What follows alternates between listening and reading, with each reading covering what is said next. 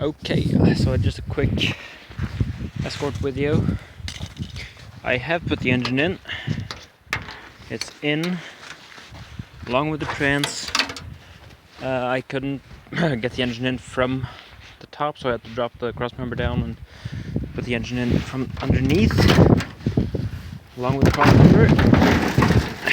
There it is in all its glory. It is wired up, the electric part of it. I don't have any oil in it yet, so I haven't been able to start it, and I don't think there's any fuel in it. And I haven't plumbed the fuel lines to the pump anyway. But I've heard that you have to cut out part of the oil pan to get the 2-liter down in here to make it fit. But I haven't. I just modified one side of the original 1100 motor mount, and I just dropped it on the crossmember. It fits perfectly on the crossmember. There's no interference, it doesn't touch anything. And if I have the EFI set up on it, it doesn't hit the hood. And if I close the hood with the carburetor and air cleaner, it doesn't touch then either. So I don't really know what that whole thing is about. Now, getting the hood back on this thing is kind of a pain, because everything is crooked.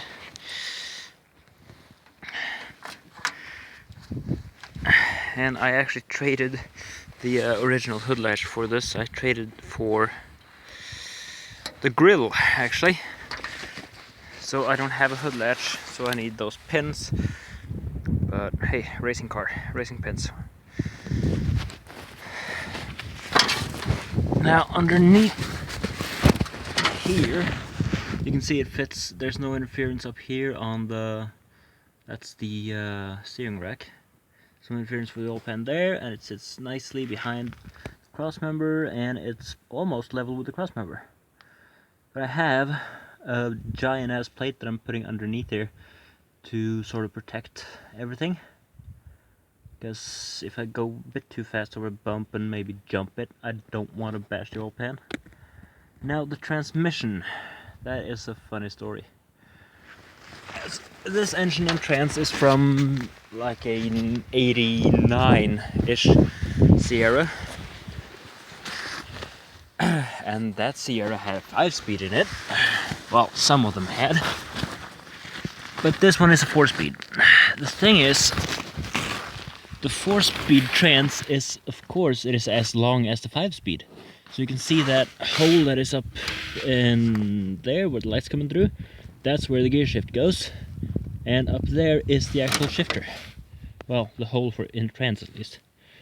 Which means I have to modify the gear tunnel, transmission tunnel, to actually fit that Sierra type trans. And oh, look at that! I got the gauges, the speedo at least. And this just makes the interior so much more complete. I know it's a piece of, well, it's a hunk of rust really, and not much else to it. But getting that speedo in, it just made the car so much better. In my eyes at least. Because sitting here, this, like a Mach 1 Escort, has been a dream car of mine for years. And years and years. And I remember when I sat in this thing first time, I have a video on the Facebook page where I sat in it, turned the main power switch on, put the ignition on, and you heard the relays click underneath there, and you heard the fuel pump go. That was just an amazing feeling, to sit in this thing and having that happen. Knowing that I was in a Mach 1 Escort and flipped the switches and things started making noises. That was awesome. And then pushed the start button and, well, just cranked because I hadn't wired up anything else. And then when the day came that I actually drove it, I beat the shit out of it. to be honest. That was the most amazing thing ever. Knowing that it had been, what, 8 months since I dragged it out of the forest, and 8.5 since I mentioned that I kind of want a Mach 1 Escort. And I was told, there is one up in the forest up there, you could probably take it. And I went to search for it, found this thing lying on its side, and a couple of phone calls later, and tractor and drug it back out.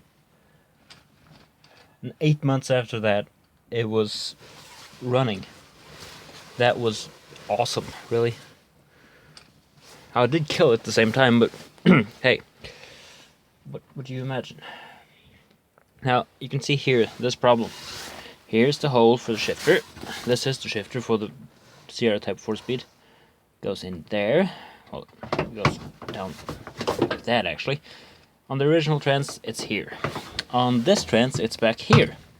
Which means I'll have to cut this whole thing off. And I've read online that you have to cut this part out and 3 inches further backwards, which would be 1, 2, 3, about here, which would mean the edge of the hole is here, and will be around here. The shifter will be around here. The thing is, e-brake is right here, and I'm guessing with this thing there, it'll be second. I might hit the e-brake, and I don't think I can pull the e-brake on with it in second, or maybe fourth. So it'll have to be fifth, third, or first. Well, third is a drifting gear anyway, so you won't need an e-brake other than that.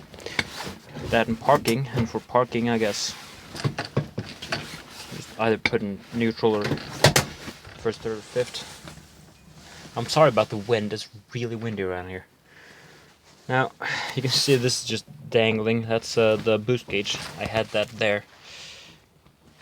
I pulled it out when I was working on my uncle's Mondeo.